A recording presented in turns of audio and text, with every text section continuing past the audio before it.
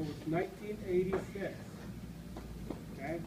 That's been a long time ago. You guys not even born yet. True. The reason I came to California because I want to have a better life, not only for me, but for my family too. Okay? I'm sure you guys went through this when you guys doing your paper, right? Right? Okay. So my second question is, why did you came to California? And it goes back again. You know, I want to have a better life. I wanted to.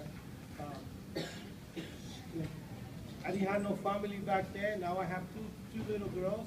I want to have a better possibility with my mom, you know, so she can have a better life, like the way I wanted to have a better life.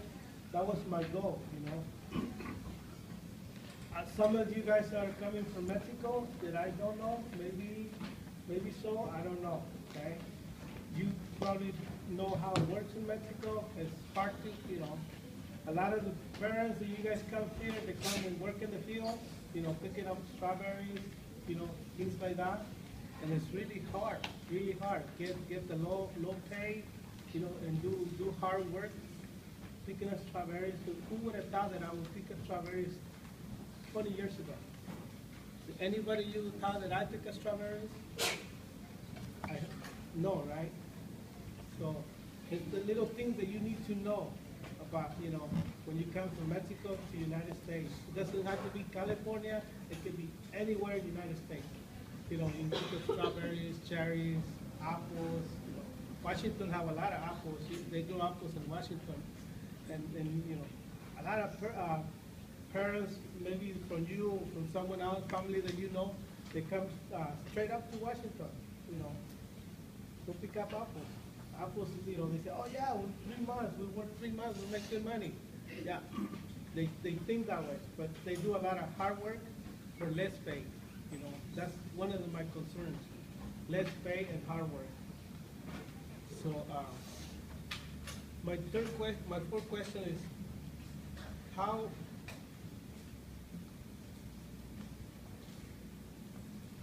okay, I'm sorry, my third question is, how do you feel about leaving your old home? How do you feel if you move from your house to go somewhere else? How will you feel? I feel very sad, you know, leaving your brothers, sisters, especially your mom. You know, some of you guys have mom and dad. You know, it was really sad for me because I only have my mom to leave, and I had to, you know, it takes a long time to get here. It takes me about a whole month to get here. And how did I do it? You know, God help me out. I pray every day. I want to cross the border. I did cross the border. Finally, as soon as I crossed the border, I got here. And I was very lucky that I started working right away. How that happens, I don't know. It just happens.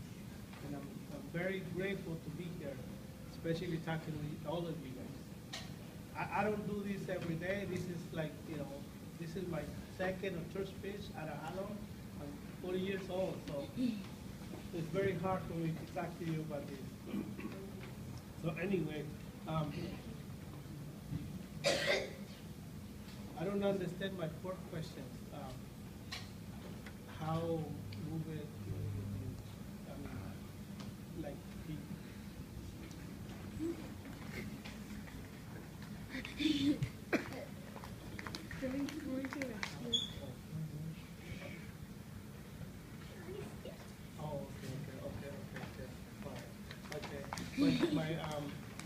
how did I get here to California? I came with two other friends, and we were three of us. We paid for the bus, you know, for like 2 hours bus to go catch the train. Once you catch the train, that's going to take you all the way to the borderline. And then we get off the train, and all of a sudden, like, okay, we're here. What are we going to do? Well, we have to figure out how to cross the border. Finally, we figured it out. We did it. We crossed the border. 3 months later, I find out that one of my friends decided to go back to Mexico. He didn't like it. It was kind of sad because, you know, we tried so hard that to 3 months to me was not enough time to, I said, you need to more time so you can learn. And when I got here, I didn't know no English at all, nothing. How did I talk to people? I was just like looking for a person who could talk to me in Spanish because I didn't know no English at all.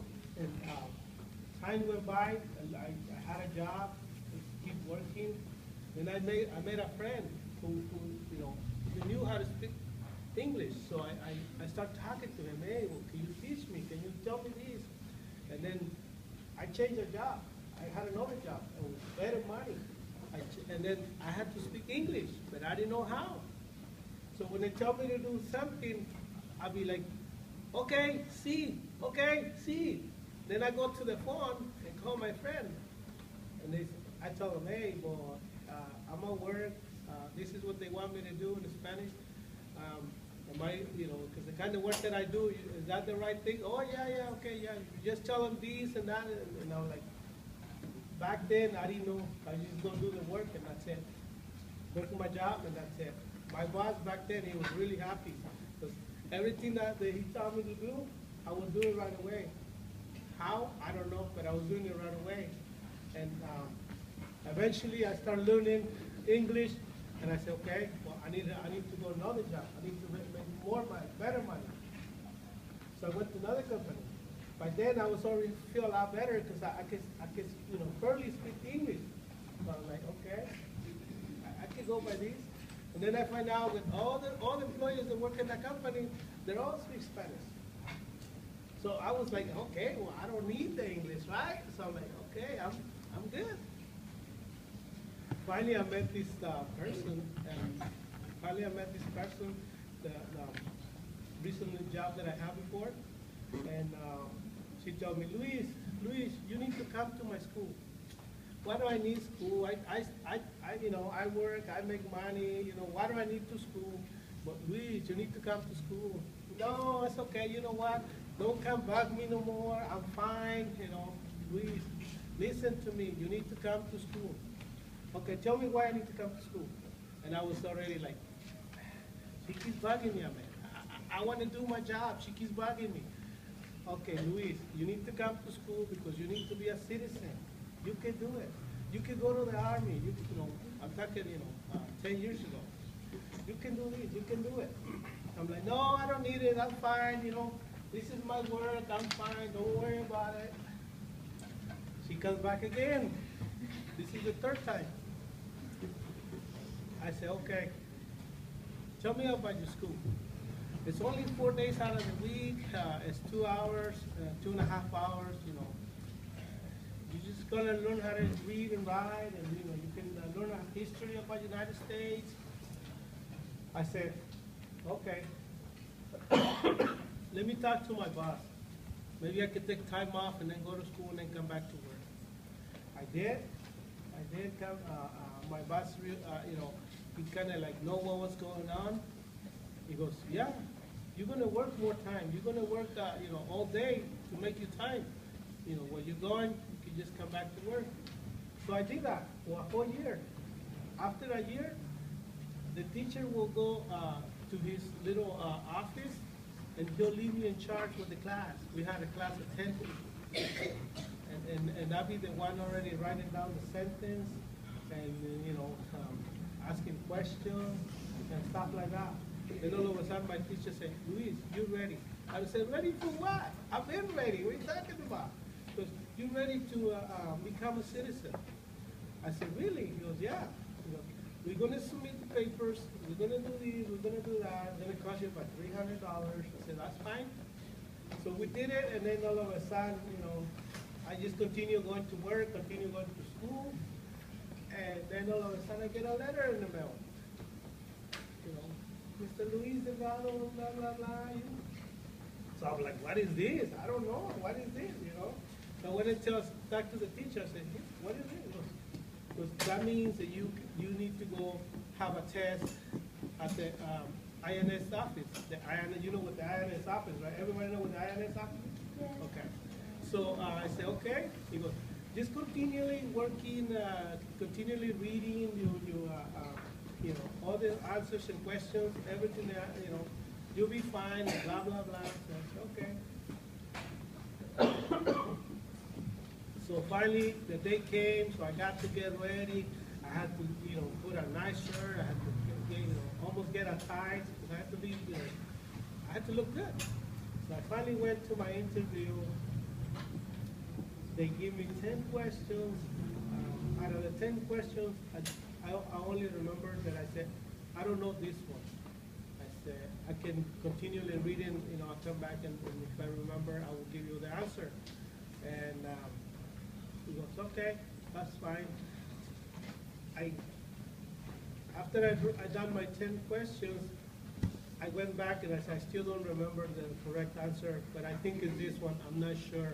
So I give him my answer, and then the officer, he goes, congratulations, Mr. Delgado, you passed. So I'm like, wow. You know, I was like, wow, that feels good. You know, it feels good because once you become a citizen, you got the right to vote. You got the right to choose what president that you want, what governor that you want, you know, and it's really good. I'm proud to be a U.S. citizen. And my sentence to write on my piece of paper, it was, I love to be a citizen of the United States of America. It was a very long sentence with a short amount of paper to write on it, so I had to make a very small letter. But I did it. I did it, and I'm proud to it. And every one of you guys can do it too. If you, you know, you want to reach to a higher high school or higher college, you guys can do it. If I can do it, you guys can do it. After that, it's okay, don't worry about it. After that, you know, no one tells me nothing about this, and then like a month later, I receive another letter. I'm like, well, what is this? I'm already, you know, I already passed the test. I'm already a citizen.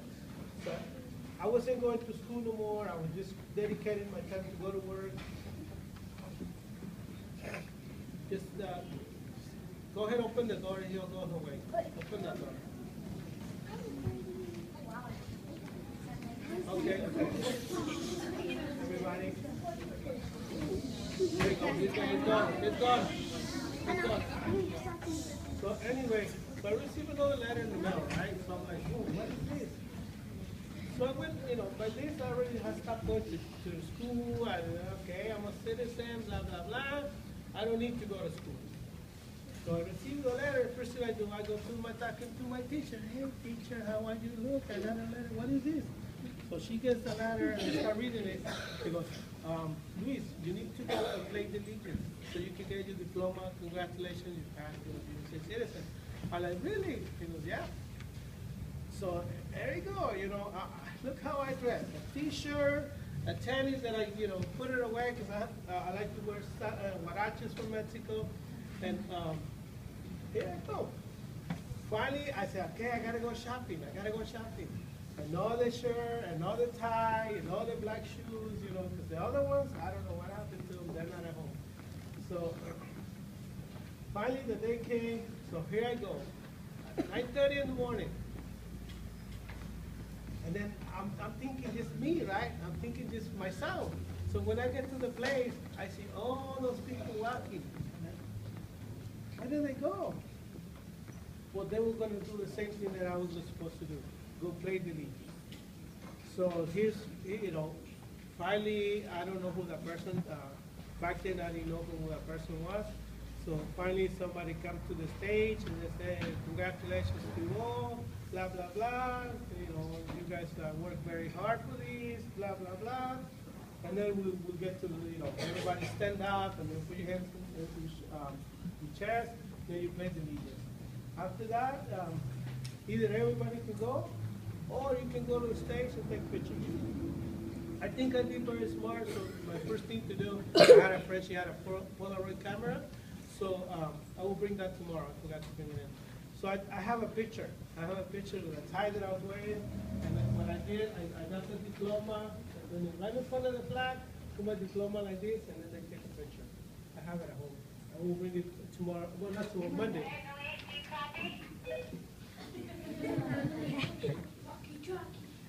That's my job.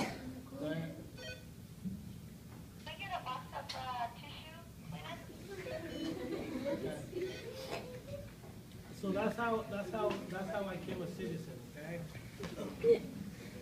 We got like 5 more minutes and then I gotta get back to work, so. Moving here is very hard for me. Like, I tell you guys again, it's very hard because my mom, she lives by herself and I had to, I was getting a job, always, thank God, always have a job. And, one of my concerns about my mom, I needed to send her money. So it was hard, back then, it was hard to send money. Nowadays, every corner you go, you have a Western Union, you have a other, what they call when they borrow money, I forgot the name. They can wire money like this. Like 20 minutes, the money's in Mexico. And back then, 20 years, 15 years ago, it was not like that. It was not the same, And I have to send every, I'm trying to send at least, $300 a month so we can have enough money for the whole month. Sometimes I was thinking like, I think I'm not sending enough. So I would call my mom. Back then, I had to go use a payphone, 2 3/4, put it in the phone, then make a phone call. But nowadays, you just got your cell phone, get it out, and then you call Mexico like nothing. It's all technology now. But it's really hard when you come and when you leave behind, especially family. The traditions. Like, what was the last time I spent Christmas with my mom? Well, I tell you what. 5 months ago, 6 months ago, I spent Christmas with my mom. But what was before the last time? It's been more than 20 years that I haven't had time to spend. So that's hard. Traditions are hard to, because either you don't have the time, or you don't have the money, or you're always working, and it's really hard. What do? You just get in the phone, Mom, Happy Mother's Day, I wish I was there. Mom, Merry Christmas, Happy New Year, I wish I was there.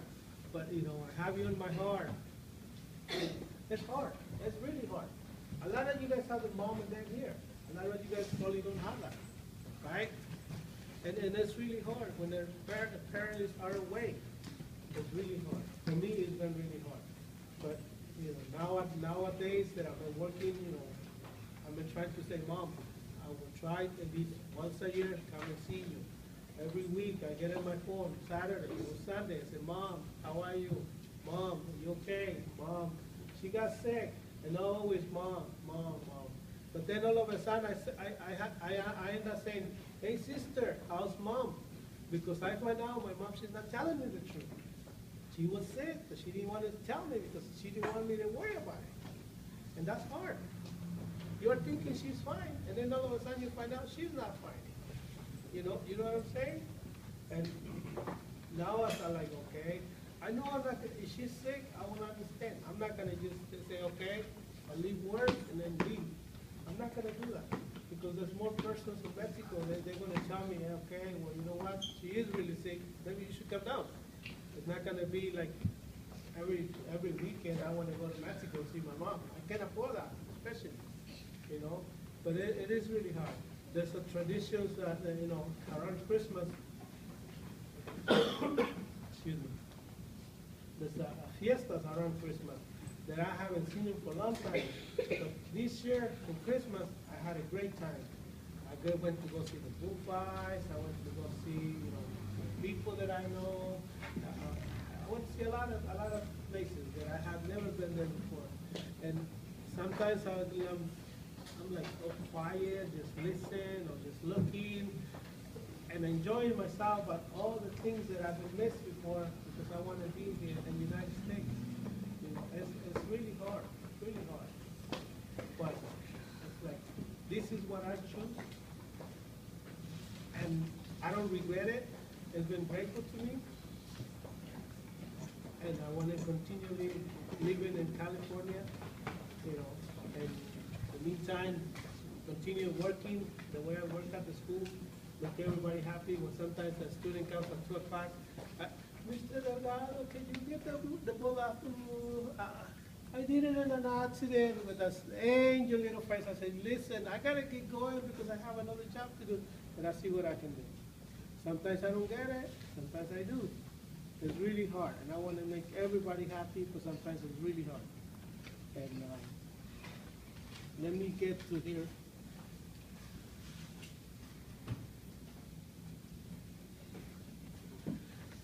Food. This is what I miss from in Mexico. Ooh, you can eat it whatever you like. It's the most famous place to go eat. I mean, I like menudo. I don't know if everybody likes it. I like pozole. I just find out last year that one of my nieces, she makes the best chiles rellenos I ever had in my life. I'm like, man. And the most wonderful things about this is that you get your Coca-Cola and a glass. And it's beautiful. You get your Coca-Cola and then you're just eating, yummy. That's one of the main things that I miss about Mexico. And then now that I've been going to Mexico like at least once a year, once I get to my mom's house, my mom, after a day or so, mijo, what do you want me to make you today? You want me to make you pozole? You want me to make you? So all of a sudden she's like, she wants to be like a baby at home. I said, Mom, we don't have to go this far. We can eat whatever we can have at home. It doesn't have to be very special. No, mijo, but blah, blah, blah. If you came far away, you need to eat it. I said, okay, that's fine. You can make it today, then some other time we can make something else. So she wants to make me very special. And obviously I feel, special. My mom, it's my mom. Who wants to feel special because your mom's good. It's cooking for you, And then there's another thing that my mom does, very well. She makes homemade tortillas. Homemade tortillas. So that's what makes me more special. So keep up the good work, guys. We got to wrap it up. And it was nice talking to you about immigrants.